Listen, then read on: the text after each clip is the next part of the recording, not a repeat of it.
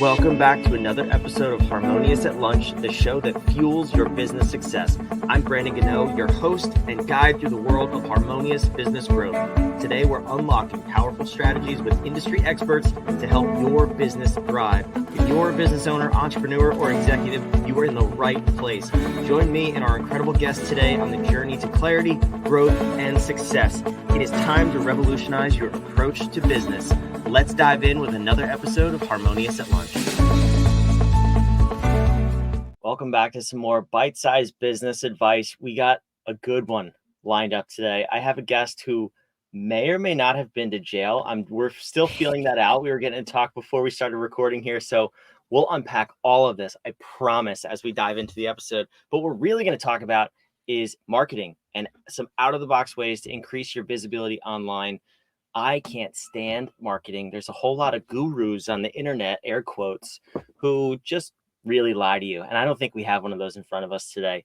I have an amazing guest, Emily Aborn, lined up. Welcome to the show, Emily. Thanks for being here. Brandon, thanks for having me. And to date, just to set the record straight, I have not yet. I have not been to jail, and I hope to never be. Not yet, she says. This is amazing. Okay. I can't wait to hear what you have up your sleeves. Yes, we're obviously kidding. Emily has not been to jail, but we do love to have fun here.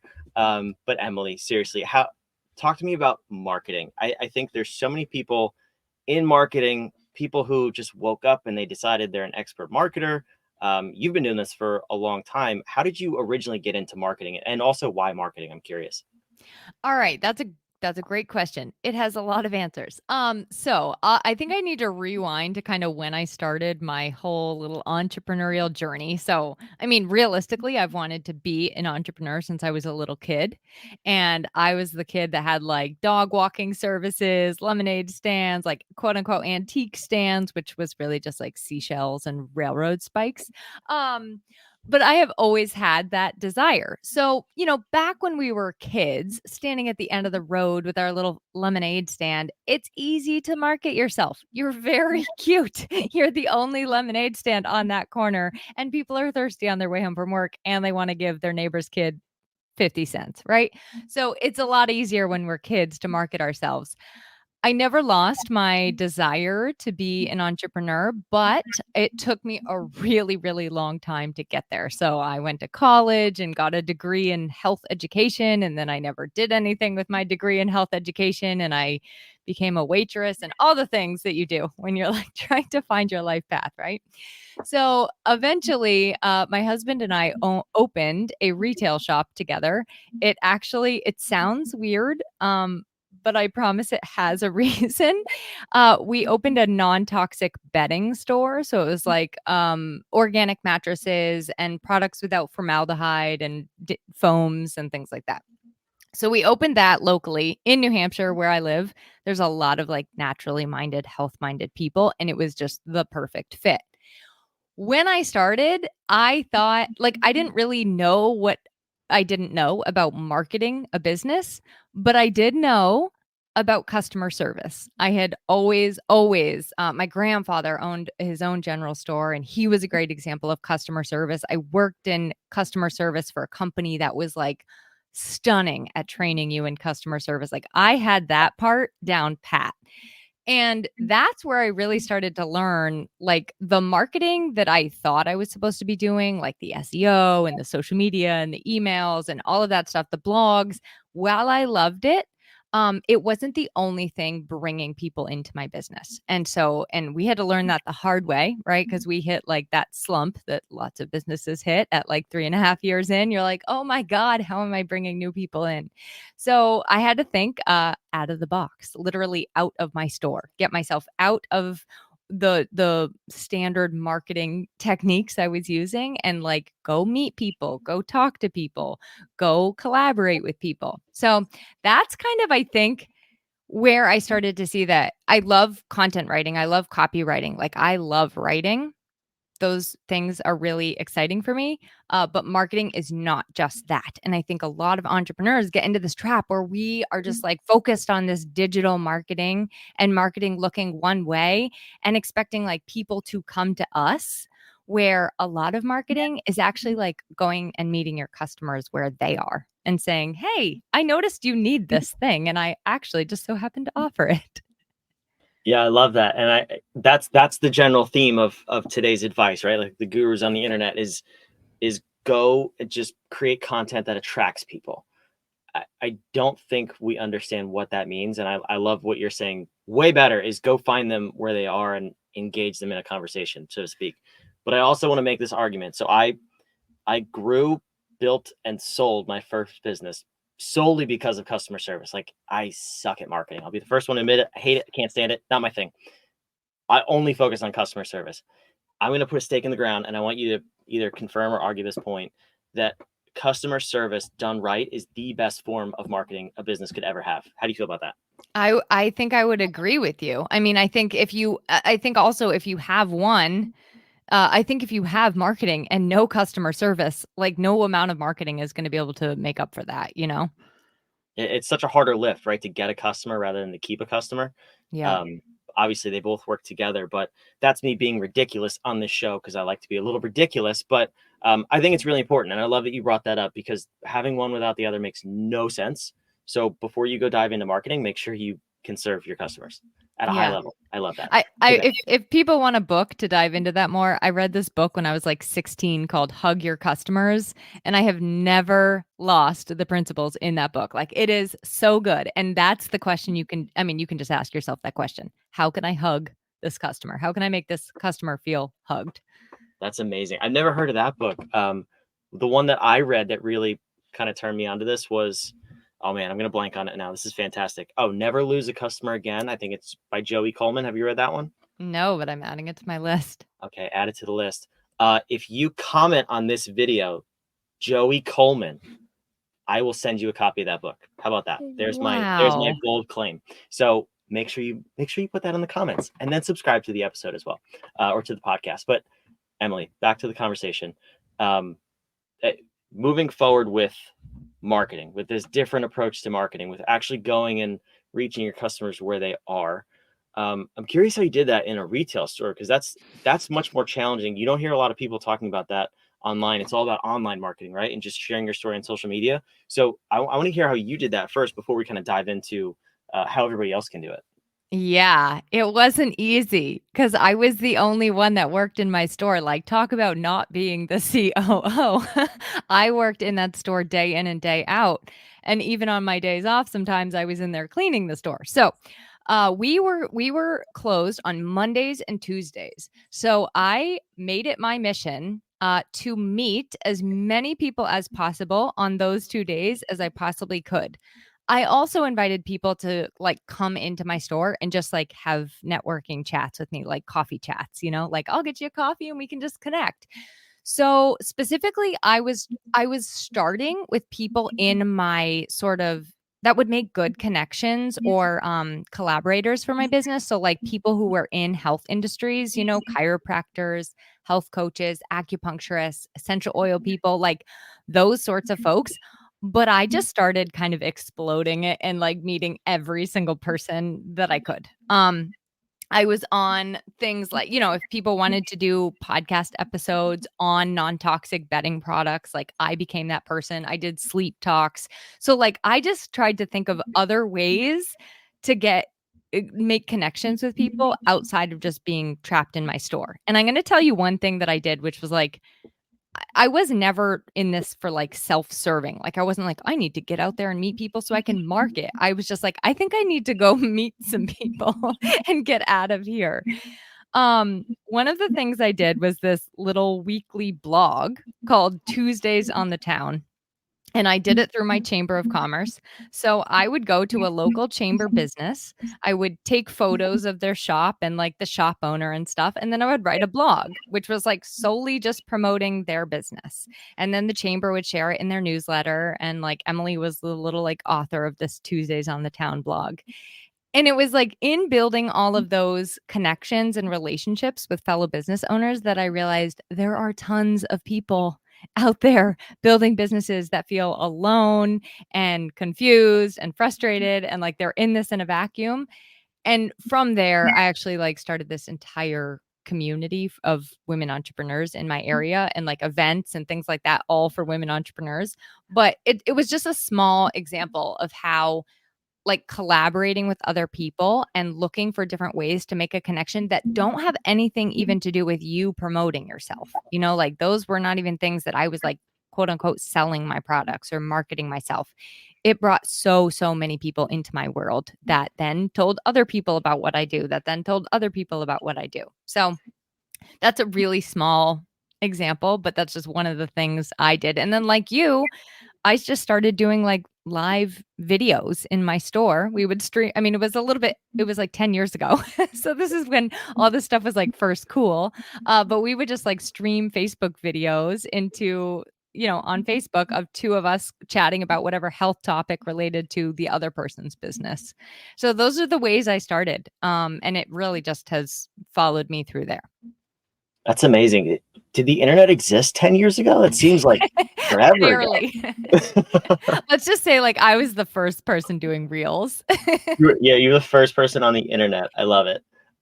That's awesome. So I want to kind of shift the conversation then and dive in. So we want to talk about the 4 out of the box ways to gain visibility for your business.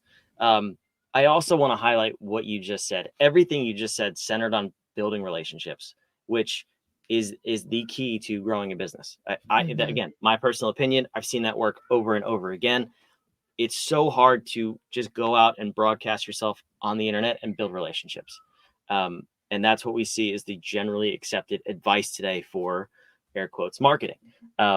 So I want to hear your take on how to get more visibility outside the box ways, because I think the world needs more of that. So help me unpack this. Where do we want to start with these 4 ways? Well, I think 2 we're touching on right now. So, like my first one is collaboration, and that's just looking for ways to create something new with somebody else.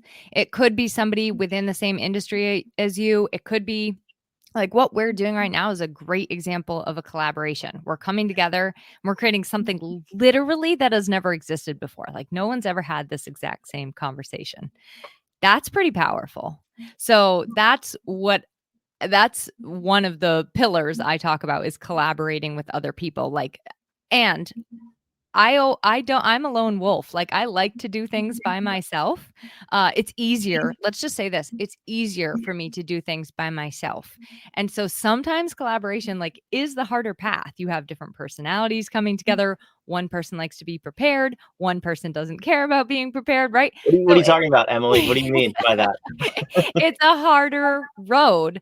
But I think the potential that it holds to like it's a ripple effect. So like it just holds more potential in now you having access, like me having connection with your audience, you having connection with my audience as I reshare your episode. So we just take our message and spread it further, wider, faster.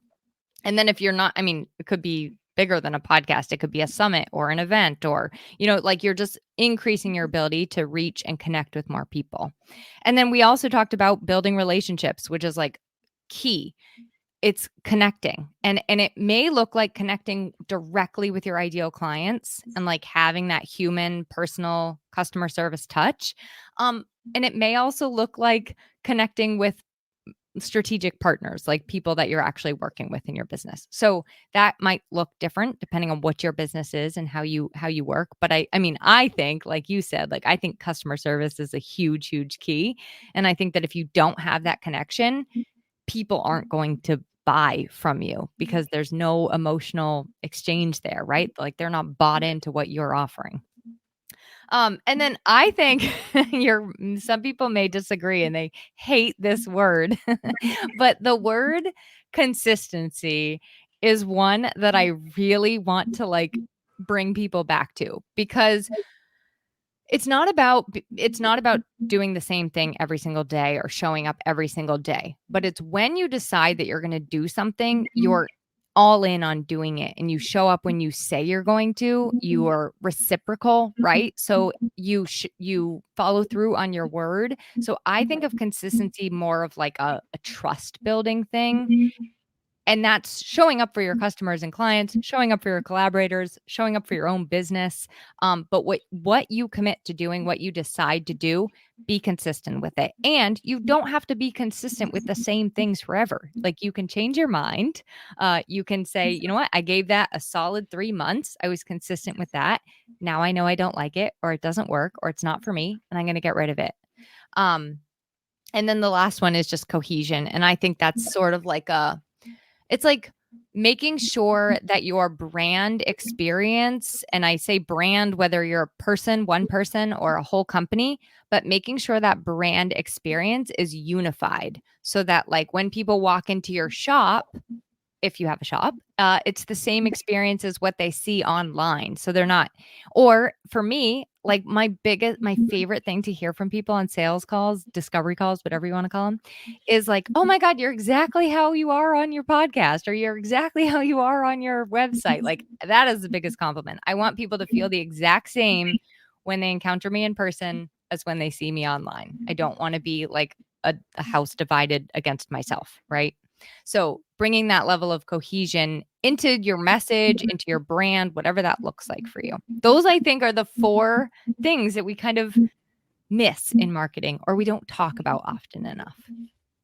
Yeah, I love the first one too, the collaboration, because I think like I keep pointing out, to just go out on the internet and try to market yourself to this generic cold audience is so hard. Like, you can talk to other people who have your audience. Maybe they're serving them differently.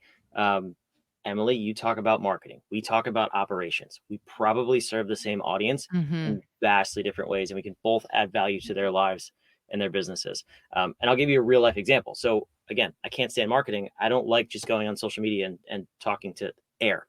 But what we really leveraged in our business this year was 2 things, and you touched on both of them. It was collaborations with strategic partners where we could together combine our services and really make a difference in our clients' lives. Both of the 2 partnerships that have already been finalized so far this year have the ability to, like, literally 1000x our businesses, both of us Wow. combined. So it's not like a 1 + 1 = 2. It's like a 1 + 1 could equal whatever you make of it. It's And like that's the magic. you've read my formula. I say collaboration is 1 + 1 equals infinite possibility. I'm Oh your my biggest fan. Of course, I've read your formula. And the other one is consistency, which you said word for word. And I just want to highlight that because that's something we tell our clients all the time. Being the operations nerds that we are, we work on 90-day sprints, quarterly sprints, and people want to change so bad. Entrepreneurs are like goldfish monkeys, this weird blend of a 0 attention span creature. And we just want to, like, do. You have to be consistent for a period of time. We said 90 days. I think you said 90 days too. And you have to measure the results. And that's how you start to make incremental improvements that end up having that hockey stick growth at the end. So I love those 4 tips. And I thank you for sharing them too, because they're very practical, very simple, believe it or not. And it's not the advice of the gurus on the internet. So I really, really appreciate that. But I want to talk about where we can hear more from you, because I don't know if you need more Harmonious at Lunch and more me. I'm not that awesome, but Emily's awesome. And Emily has 2 podcasts as well. So where can the listener find you and your podcasts? Well, I don't think you're giving yourself enough credit because you seem pretty awesome, but I'm very awesome. I tell myself in the mirror every single day. I just didn't want to come off as, arrogant. got it. Noted. And you can also check out my podcast, which is Content with Character. And I actually have one specific episode where I really deep dive into all 4 of these. So it's like people call it like a little mini masterclass in every single episode. So Content with Character on your favorite podcast app, or Brandon has so nicely put the link in the comments here, or whatever this is, the flash box. If you're watching, it's on the screen. Wherever you're watching or listening, it is in the description of the show notes down below. We have Emily's website there too if you want to check out her services. But I would absolutely love if you went and listened to her podcast and also subscribe to this one, because she releases an episode once a week. We do an episode once a day. So while you don't have Emily, we have Harmonious, so we can fill in the gaps in your life. And together, look at that collaboration, right? We can fill in the gaps. It was so And hot. I think you heard my smoke alarm going off. So that was a smoke detector. that was a smoke This detector. episode is on Perfect. fire, people. It's You understand that? Look what a collaboration can do. This is amazing. All right. We are Thanks so awesome. much for having me. Thank you for coming. This has been an awesome episode. All right. For those of you watching, listening, I already told you before, make sure you subscribe. Make sure you comment the secret word if you want a book down below, wherever you are. And make sure you come and check us out on the daily madness that is Harmonious at Lunch. We'll see you on the next episode.